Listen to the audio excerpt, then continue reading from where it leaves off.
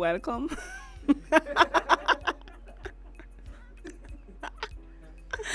to another episode of the Eunice Ajim Show. I am your host, Eunice Ajim.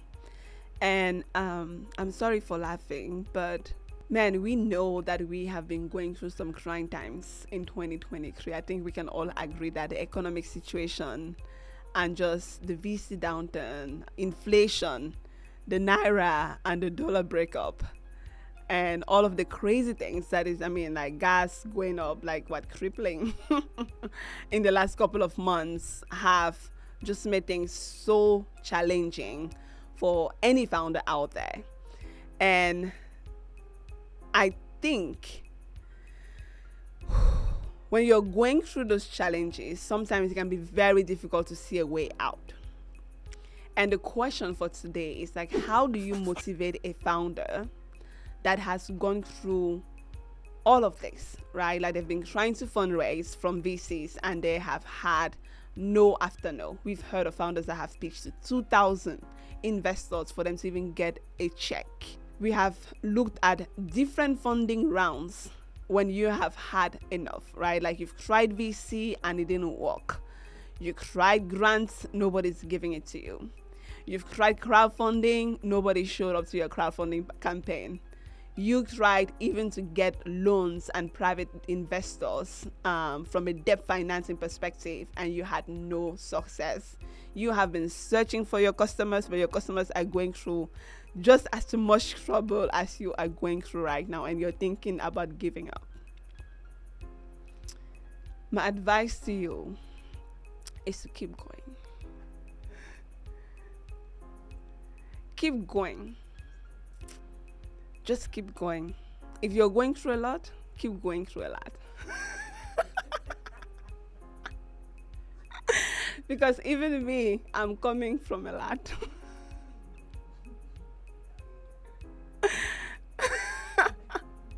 I'm laughing, but I'm hiding my struggles. I don't show my struggles. I don't look my struggles. I dress the way I want to be addressed. I don't dress the way my struggles are dragging me. And I might be laughing, but like that's the simple truth.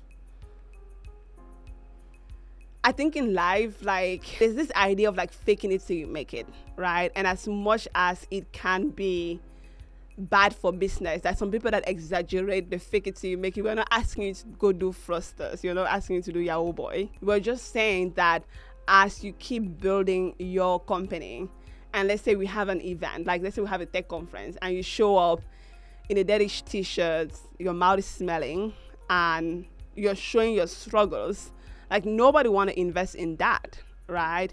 But if you are struggling as a founder and you keep showing up the way you want people to address you, the way you want people to like have confidence in you, you show up in the suit. In fact, now that I'm thinking about it, I don't think I saw a single founder this past weekend. I saw one person, but he's not even a founder. He's like an investor. One person, one single founder, dressed up in a suit, tie, you smell good, your shoes are well clean. Like, I mean, I know you went through the dust and the mud to get to the event, but baby, you have something to wipe your shoes as soon as you get close to the doors of the event. Don't look your struggles. Because if you keep showing up and you keep showing up the way you want people to address you, eventually your tribe will find you. Eventually that customers will trust you with your business, maybe just because of the way you're showing confidence, despite all the challenges that you're going through.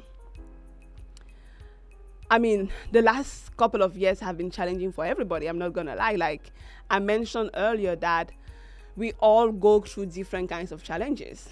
Right? Like somebody else might have a 1,000 naira problem, but I might have a 100,000 naira problem or a 1 million naira problem, but it's still a problem. Like I'm still going through those challenges. You just have to be able to like understand how to fight your battles, and things are just hard.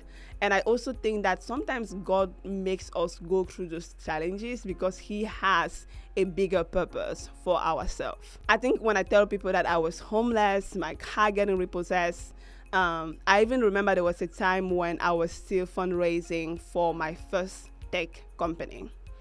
And I was getting to the stage where like, It was hard. There was this big conference happening in New Orleans, and I had $70 to my name. And this conference was costing anything between $1,000 to maybe like $3,000. And I said, God, I really want to this conference. I have $70 in my bank account. I don't know how I'm going to get there, but I know you will make a way. 2 days before the event started, one of my friends called me and he says, hey, Eunice, I had an investor meeting that came up and I can't make it to this conference anymore. Would you like to have my ticket? And I'm like, God, of course. Like, God works in mysterious ways. And then I came across other challenges. Lord, I only have $70 to my name.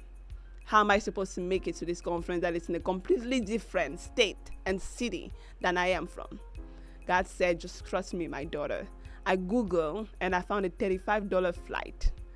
Very unheard of. Straight flight to New Orleans 2 days before the conference. I booked my $35 flight. I only have $35 left in my account. And I said, God, what am I going to sleep? What am I going to eat? By this time, keeping in mind, that's all the money I had. So I had already spent probably like $10 to like eat and feed myself before the conference gets there.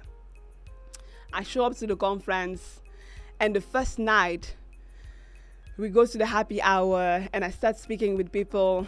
And then I'm like, oh man, like midnight is approaching. Where am I going to sleep tonight? Like, I'm supposed to be in New Orleans for the next 4 days. How am I going to do it? And the first day that happy hour is happening and I'm on my phone, like I'm trying to find a hotel for maybe $5 or $10. And I'm just like scrolling through my phone. I'm like, man, like everything is booked. I'm complaining. And this random stranger that I had just met a few minutes ago said, I am a New Orleans native. I understand things might be overbooked right now. I can allow you to sleep on my couch, and tomorrow morning you can figure out a way to like book another hotel. Thank you. You have no idea. I was so scared. I don't know why this app keeps saying that everything is overbooked. I promise you, I am so grateful. Thank you. I sleep on his couch in the morning. I go, I shower. I wear my suit like I slept at a 5-star hotel.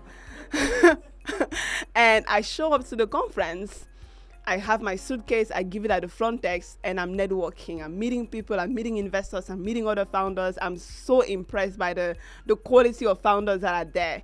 By this time, I probably have like $15 to my name. And at the conference, I meet this Ghanaian guy.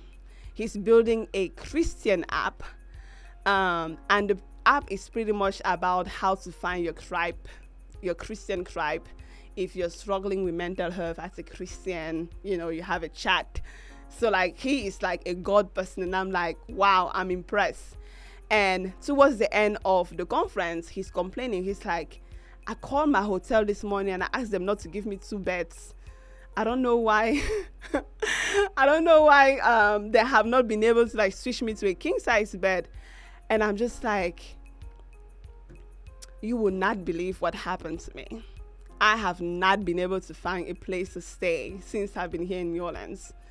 We've been hanging out together. And before I even said anything, he said, you can have the other bed. And I don't know how at the conference people were like inviting me to have dinner with them, having lunch. Like, because I was staying with this guy, he was paying for the transportation. So I didn't have to worry about anything. And because my flight, the reason that the flight was $35 because I had to stay in New Orleans an extra 1 day. The last day, I was fine. I slept at the airport. I'm like, the conference is done. I don't have to shower tomorrow, right? And just to tell you that when you're going through a lot, I know we laugh and we say, just keep going through it. Like, I don't know if you're a believer, but I just say, just put your trust in God. And I'm telling this story today and I'm laughing. But in those moments, it didn't feel like something that I could laugh about. When I went through homelessness, it didn't feel like something I could laugh about. When my car got repossessed, I was literally homeless for like a full month, sleeping in my car.